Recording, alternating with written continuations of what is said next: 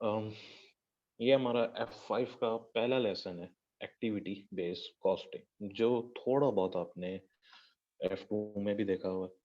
So background क्या है? Background ये है कि ट्रेडिशनल कॉस्टिंग मेथड में ओवरहेड हम लोग किस तरह कंप्यूट किया करते थे। हम लोग अब्जॉर्प्शन कॉस्टिंग यूज किया करते थे, ठीक है। और ठीक है, क्या करते थे भाई in traditional costing?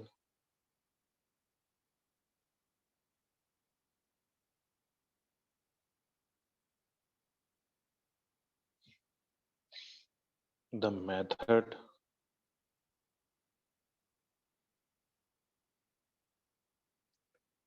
To compute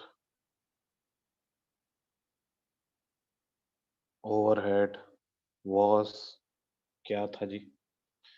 अम, वो एब्जॉर्प्शन कॉस्टिंग था, अगर आपको याद हो, ठीक है। और एब्जॉर्प्शन कॉस्टिंग में हम लोग क्या किया करते थे, याद करें। Total overheads divided by level of activity. याद आया कुछ? अच्छा जी।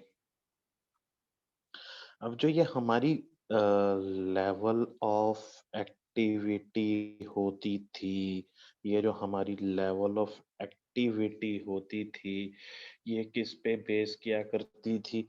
या तो ये लेबर आवर्स पे बेस किया करती थी, या फिर ये मशीन आवर्स पे बेस किया करती थी, ठीक है। लेकिन आज की दुनिया में, मॉडर्न वर्ल्ड में, बहुत सारे ओवरहेड्स होते हैं, ठीक है। बहुत सारे ओवरहेड्स होते हैं, but in modern world there are so many so many overheads, ठीक है। अब वो ओवरहेड्स कौन कौन से होते हैं जी? उसके अंदर हमारे पास डिस्ट्रीब्यूशन भी आ रही होती है, उसके अंदर हमारे पास मार्केटिंग भी आ रही होती है, अगर आपको नॉलेज हो तो।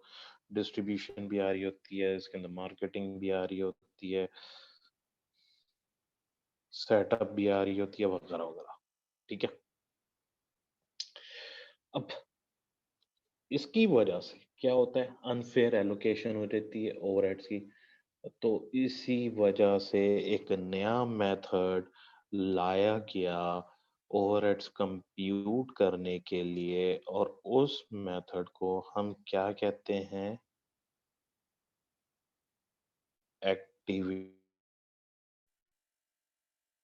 Base costing. प्यार से बोलें तो ABC, ठीक है जी।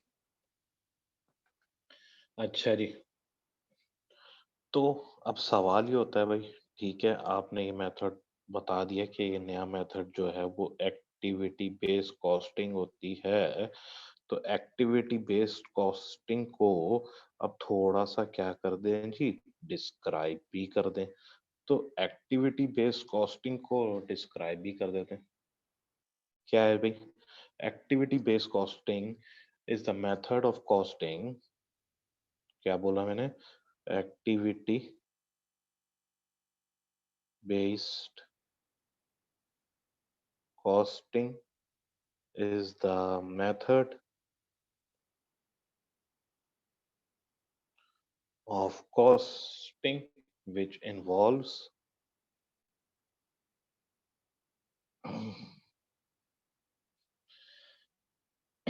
identifying the cost of main support activities,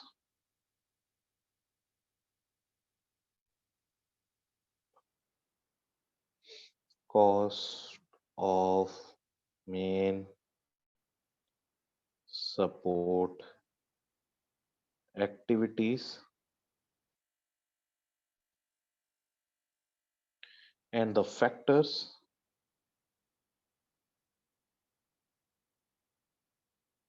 that drive the cost of each activity.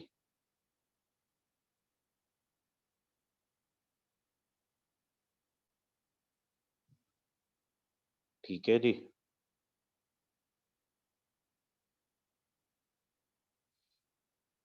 फिर आगे क्या बात करेंगे भाई, support overheads.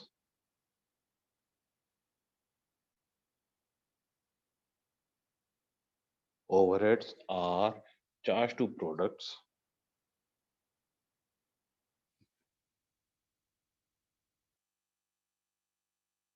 by absorbing cost on the basis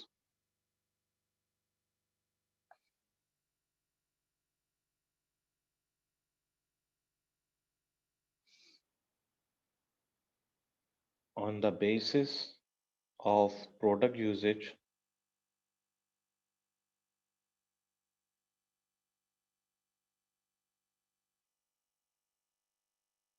of factor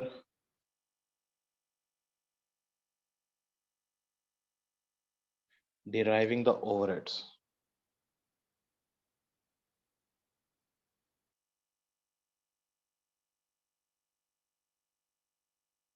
अच्छा जी।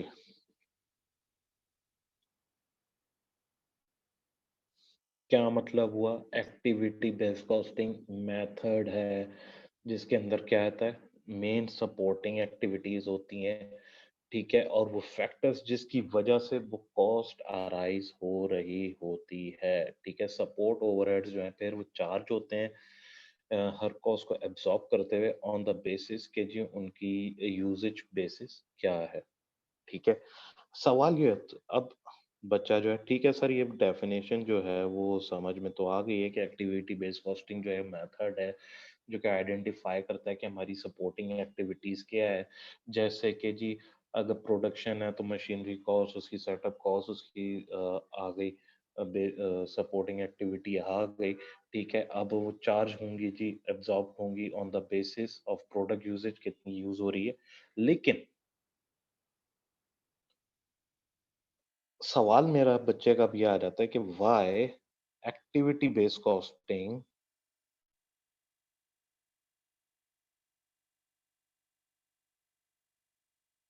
इज नीडेड, इसकी जरूरत क्या है भाई। तो अब इसकी जो जरूरतें हैं वो कुछ यूं आ जाती हैं भाई कि पहली, जो आपकी मैन्युफैक्चरिंग प्रोडक्ट्स होती हैं वो डिमांड क्रिएट कर देती है। Manufacturing products create demands for supporting activities, ठीक है। जाहिर है इसकी वजह से फिर सपोर्टिंग एक्टिविटीज जैसे कि डिस्ट्रीब्यूशन वगैरह, पैकेजिंग वगैरह आज की जरूरत पड़ती है। नंबर टू, और क्यों जरूरत है, अब जो कॉस्ट है वो असाइन होती है प्रोडक्शन प्रोडक्ट्स पे ऑन द बेसिस की जी प्रोडक्ट की कंजप्शन क्या है इन एक्टिविटीज की। Cost assigned to products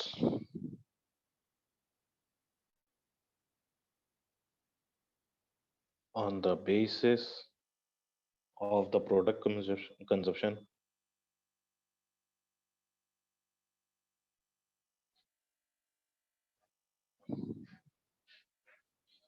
of these activities।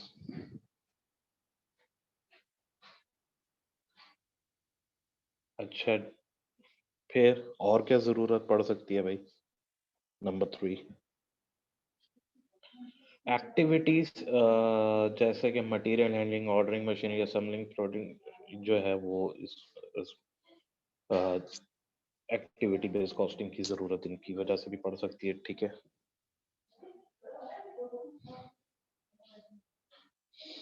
Activities cause such as, क्या आ गया जी, मटेरियल हैंडलिंग, ऑर्डरिंग,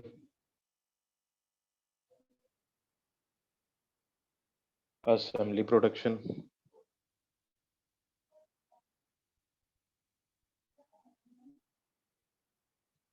और डिस्पैचिंग।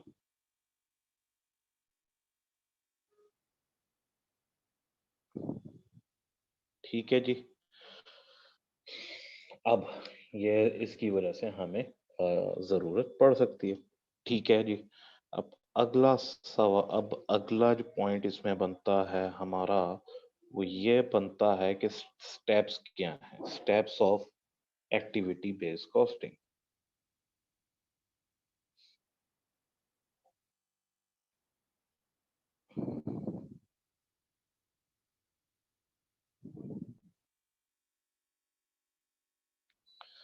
ओके, स्टेप्स क्या हैं जी? सबसे पहले number one, identify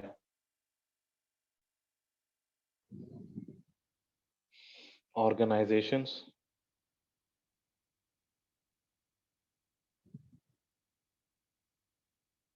major activities.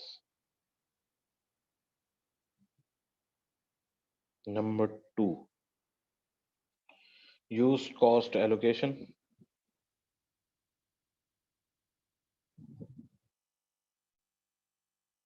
and apportionment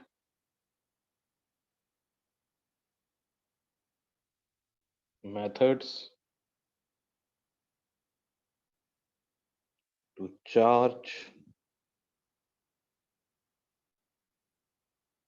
overhead costs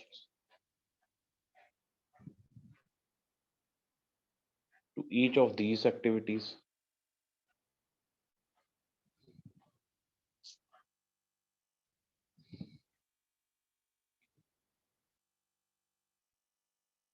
The costs that accumulate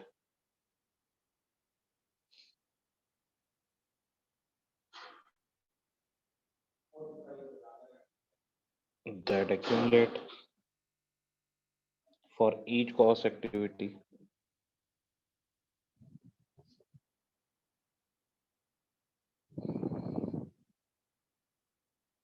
Cost center is called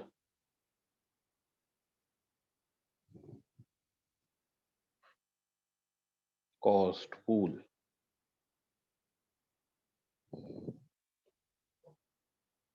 cost allocation और अपॉर्शनमेंट मेथड्स यूज करेंगे ताकि चार्ज कर सके ओवरहेड कॉस्ट को, फिर एलोकेट करेंगे उन एक्टिविटीज के साथ, कॉस्ट फिर एक्यूमुलेट होंगी। हर कॉस्ट एक्टिविटी कॉस्ट सेंटर जो कि आपका क्या कहलाता है, कॉस्ट पूल। फिर number three, identify the factors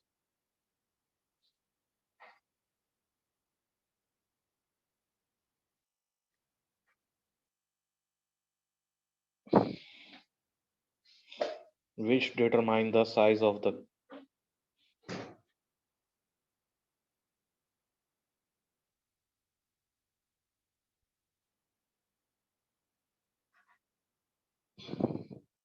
size of cost of activity।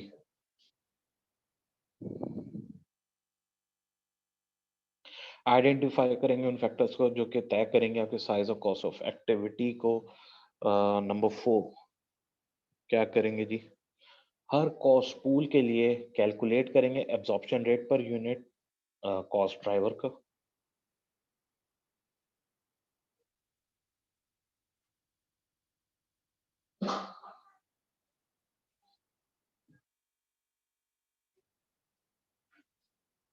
absorption, calculate an absorption rate per unit of cost driver. आखिरी, फिर चार्ज करेंगे ओवरहेड कॉस्ट को प्रोडक्ट पे हर एक्टिविटी के लिए, ऑन द बेसिस, किस बेसिस पे, उनकी जो यूजेज होगी एक्टिविटी की, उसकी बेसिस पे। ठीक है। सो नंबर फाइव,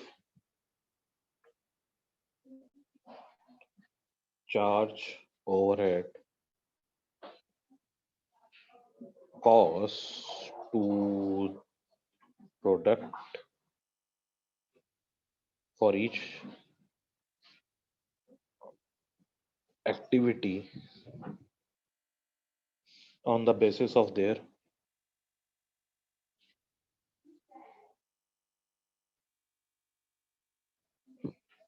एक्टिविटी, ठीक है। फॉर एग्जाम्पल,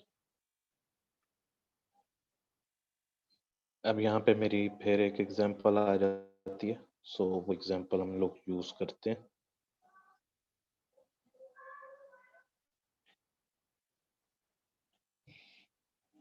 अब इनकी एग्जाम्पल्स क्या हो सकती हैं जी, आइए देखते हैं।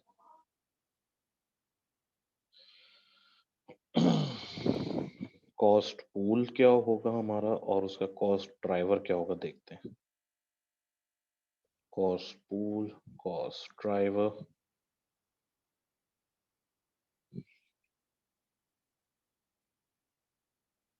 कॉस्ट पूल मेरा आ जाएगा जनाब ordering cost,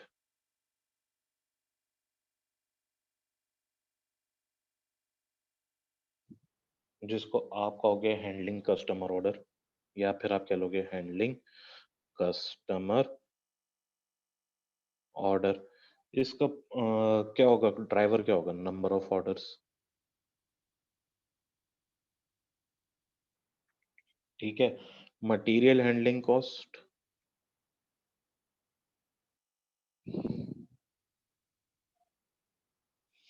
number of production runs आ जाएगा।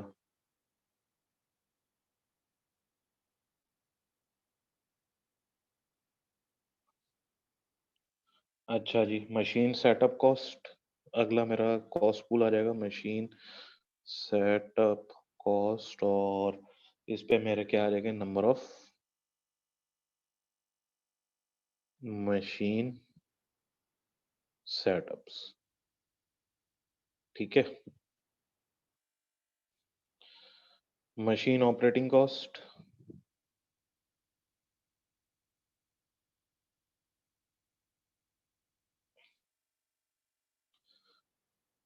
नंबर ऑफ मशीन आवर्स, मेरा कॉस्ट ड्राइवर आ जाएगा, ठीक है। आई होप अच्छा जी, उसके बाद अगला मेरा कॉस्ट पूल क्या आ जाएगा, dispatch, dispatching cost, number of orders dispatch, number of orders dispatch. अच्छा जी, फिर आखिरी प्रोडक्शन स्केड्यूलिंग कॉस्ट, और इसका क्या आ जाएगा, मेरा नंबर ऑफ प्रोडक्शन रन्स, इसका कॉस्ट ड्राइवर आ जाएगा, ठीक है। सो ये कुछ हमारी एग्जांपल्स हो गई। आई होप यहाँ तक जो है वो आपको क्लियर है। अब हम लोग क्या करते हैं, एक एग्जांपल देखते हैं, ठीक है।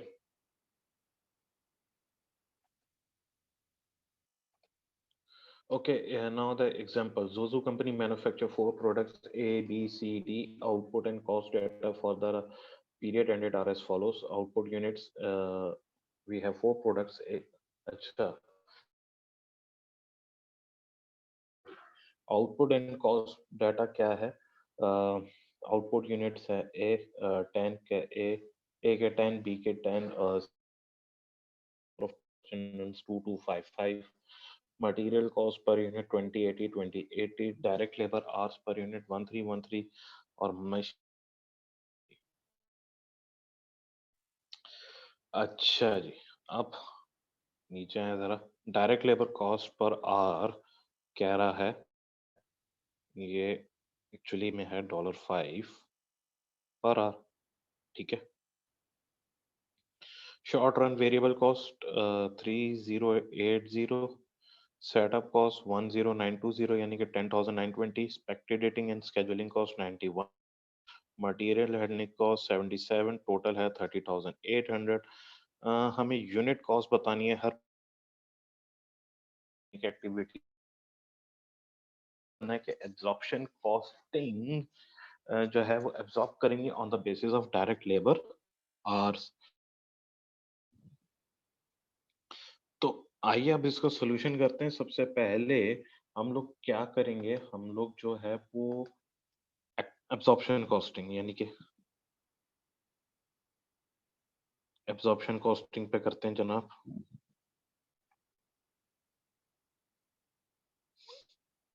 ठीक है, कितनी प्रोडक्ट्स हैं, ए, बी, सी और डी। ठीक है, डायरेक्ट मटेरियल ए के 10 यूनिट्स हैं और 20,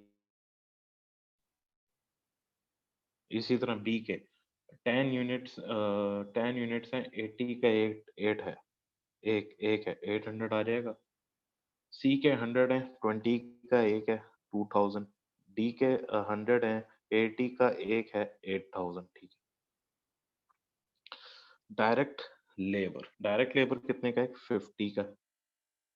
किस तरह 50 का 10 यूनिट है, मल्टीप्लाई बाय 5 और हर प्रोडक्ट पे 1 घंटा लग रहा है 50। बी के 10 यूनिट्स है, हर यूनिट पे 3 घंटे लग रहे हैं और 5, तो कितना आ गया, 150। ठीक है। सी में 100 यूनिट्स में 1 घंटा लग रहा है, 5 का एक है तो 500। और डी में 100 का है, 3 घंटे लग रहे हैं और 5, तो 1500 आ गया। अच्छा जी, अब हमें ओवरहेड्स निकालने हैं। ओवरहेड्स निकालने के लिए जरा थोड़ी सी देर एक सब्र फरमाइए और ये देखें भाई, हमारे टोटल ओवरहेड्स कितने बन रहे हैं। हमारे टोटल ओवरहेड्स कितने बन रहे हैं, उसने हमें क्वेश्चन में ही बताया हुआ था भाई। टोटल ओवरहेड्स थे मेरे 30,800। ठीक है, लेवल ऑफ एक्टिविटी इस क्वेश्चन में उसने बोला लेबर आवर्स लेना है। तो एक पहले लेवल ऑफ एक्टिविटी जरा देखें कि, और दूसरे के भी 10 है, तीसरे के 100 है, चौथे के भी 100 है। इस पे 1 घंटा लग रहा है तो 10, इस पे 3 घंटे लग रहे हैं तो 30। अच्छा, इस पे हमारे लग रहे हैं 1, तो 100, और इस पे हमारे 3 घंटे लग रहे हैं तो 300। सो 3 + 1 + 30 + 10 कितना आ गया, 440 आ गया। सो 440 हो गया। अच्छा जी, ये आ जाएंगे हमारे 70 पर लेबर आवर्स के हिसाब से हमारा आ गया। ठीक है, अब चलते हैं और चार्ज कर देते हैं। 70 एक लेबर आवर के हिसाब से कितना आ गया, 700। दूसरे का बी का आ गया 2100, क्योंकि 3 पर आवर्स है। ये 7000 आ गया सी का। किस तरह 7000 आ गया, 100 यूनिट्स इंटू 70 इंटू 1। और डी का 100 इंटू 3 इंटू 70, 21,000 आ गया। सारा हो गया। अब हमें इनका टोटल करना है। 700 + 20 200 + 50 950 आ गया। 3050 इसका, 9500 सी का, और डी का 30,500। ठीक है। अच्छा जी, मुझे थोड़ी सी जगह चाहिए होगी तो ये मैं यहाँ से जरा मिटा दूं, just second.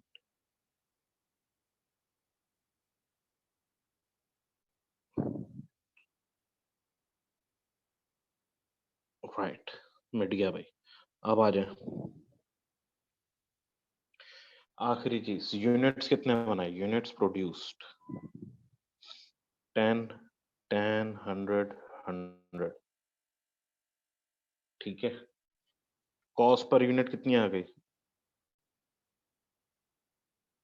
Cost per unit मेरी आ गई 95, 305, 95 और 305 हो गए सारे।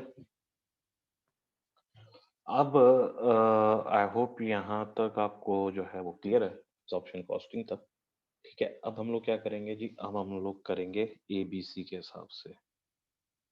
ठीक है, यानी कि एक्टिविटी बेस्ड कॉस्टिंग के हिसाब से जरा करें।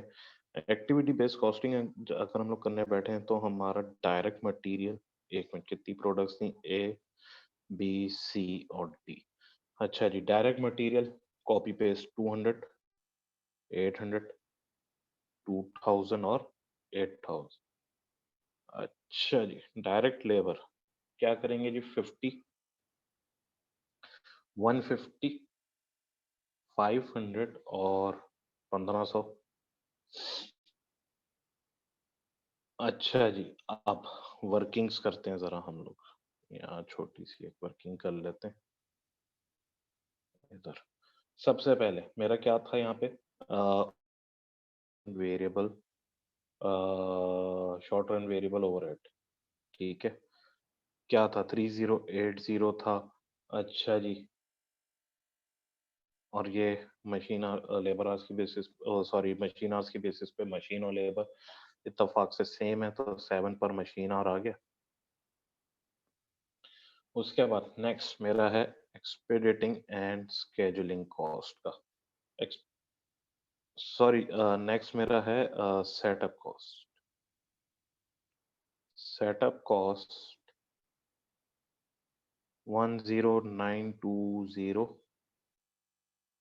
डिवाइडेड बाय प्रोडक्शन रन्स, कितना आ जाएगा, 780 पर प्रोडक्शन रन। फिर नेक्स्ट मेरा आ जाएगा 9, सो आई मीन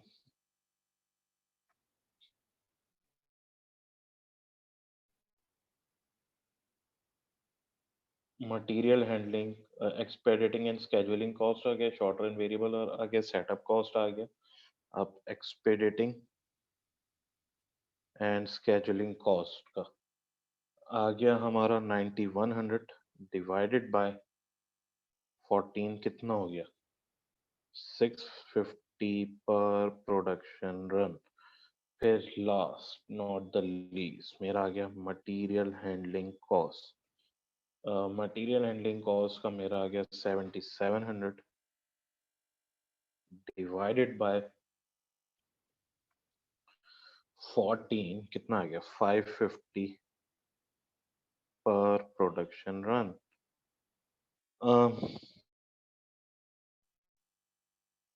अब हम लोग क्या करते हैं जनाब, सीधा सीधा अब इनको हमने चार्ज कर देना। तो सबसे पहले मेरा क्या था, setup cost.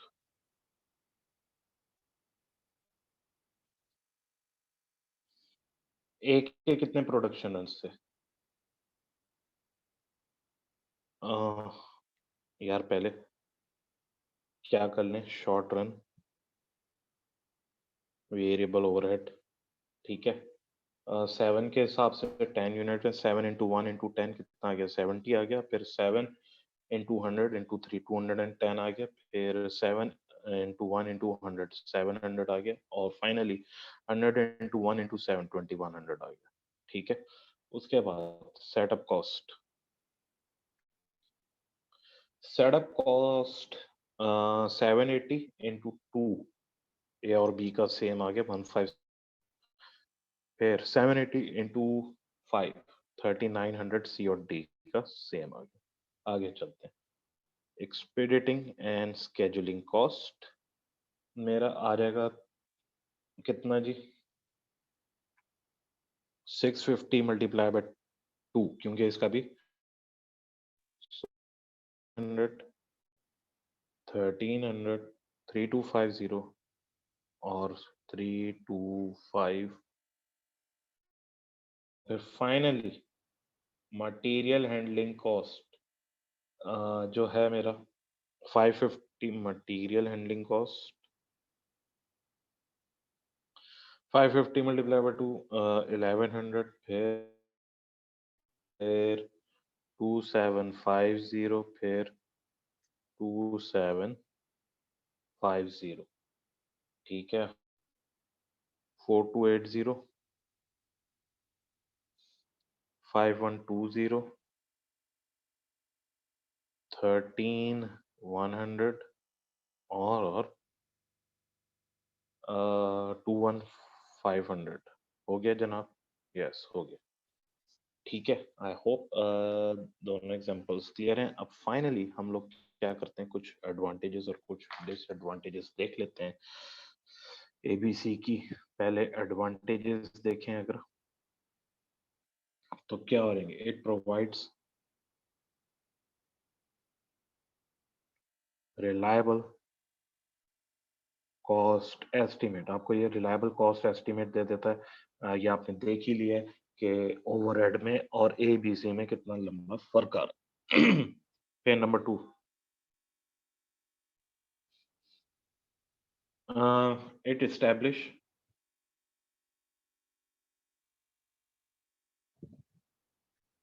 Long run product cost, आपको डायरेक्ट प्रोडक्ट की कॉस्ट निकाल के दे देता है, ड्राइव करके दे देता है, ठीक है। अच्छा जी, number 3, it's helpful in developing new products, ठीक है। नए प्रोडक्ट्स जब आप लोग डेवलप कर रहे होते हैं, बना रहे होते हैं, तो और या फिर नए बिजनेस शुरू कर रहे होते हैं, तो फिर ये सपोर्टिंग एक्टिविटीज पे फोकस करता है, इसलिए ये ज्यादा हेल्पफुल होता है, ठीक है। Number 4, it is suitable for driving selling price. किसी भी नई प्रोडक्ट की सेलिंग प्राइस वगैरह निकालनी होती है तो उसके लिए बहुत सूटेबल है, क्योंकि हम लोग अब इसके किस तरह भाई कि हम लोग ऐड कर लेंगे, कॉस्ट निकाल ली, कॉस्ट निकालने के बाद हम लोगों ने ऐड अप कर लिया मार्कअप कॉस्ट को, आपकी सेलिंग प्राइस निकल आई, ठीक है। फाइनली हमारे पास अब इसकी आ जाती है, हमें क्या देखनी है भाई, डिसएडवांटेजेस देखनी है।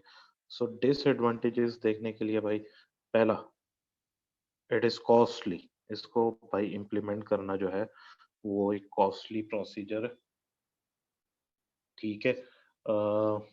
फिर it is difficult to understand, ठीक है, डिफिकल्ट है समझना, होता तो अब तक F5 पास हो चुका होता। अच्छा जी, number 3, a single cost driver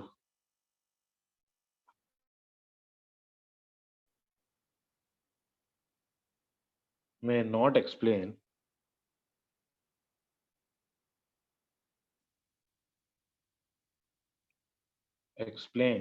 the cost behavior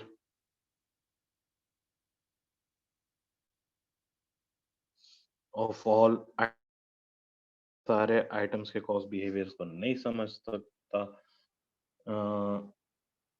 और चौथा, मतलब एक सिंगल कॉस्ट ड्राइवर जो है वो अक्सर व बेशतर कॉस्ट बिहेवियर सारे आइटम्स के जो कॉस्ट पूल में होते हैं उनको वो नहीं बता सकता, नहीं एक्सप्लेन कर सकता सही तरह से, ये एक प्रॉब्लम है। फिर implementing ABC, finally implementing ABC is often problematic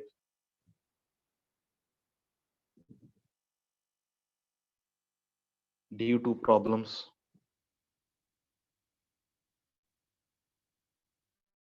with understanding activities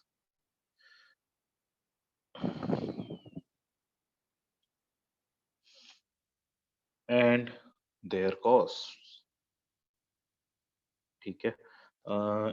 ABC को इम्प्लीमेंट करना अक्सर और बेशतर प्रॉब्लमेटिक होता है ड्यू टू, क्योंकि जो प्रॉब्लम्स होती हैं अक्सर और बेशतर क्या प्रॉब्लम्स आ रही होती हैं भाई, एक्टिविटीज को समझना, उनकी कॉस्ट्स को समझने में जो है वो ये प्रॉब्लमेटिक होता है। सो आई होप यहाँ तक जो है आपको क्लियर है, और दैट्स इट, ही हमारा चैप्टर खत्म होता है। See you next time, bye bye.